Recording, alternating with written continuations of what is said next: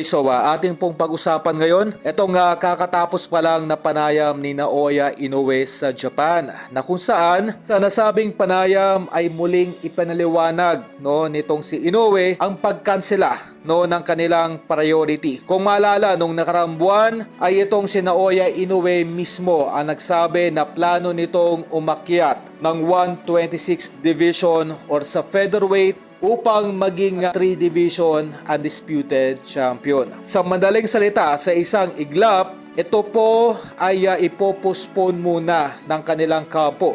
At sa halip, ayon kay Inoue, ay mananatili muna ito maglalagi sa 122 division.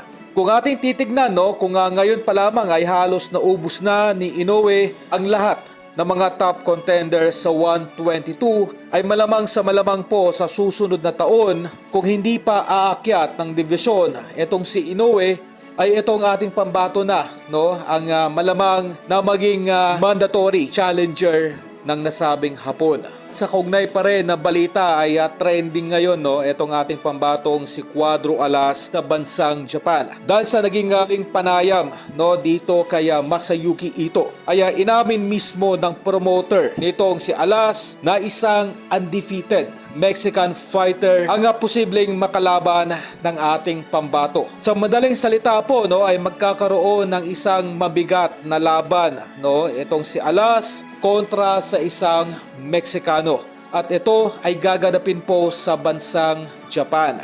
Mahirap magkaroon ng siguradong laban sa ngayon ang ating pambato. Dahil unang-una sa lahat ay isang elite fighter itong si Alas, subalit wala po itong hawak-hawak na anumang titulo.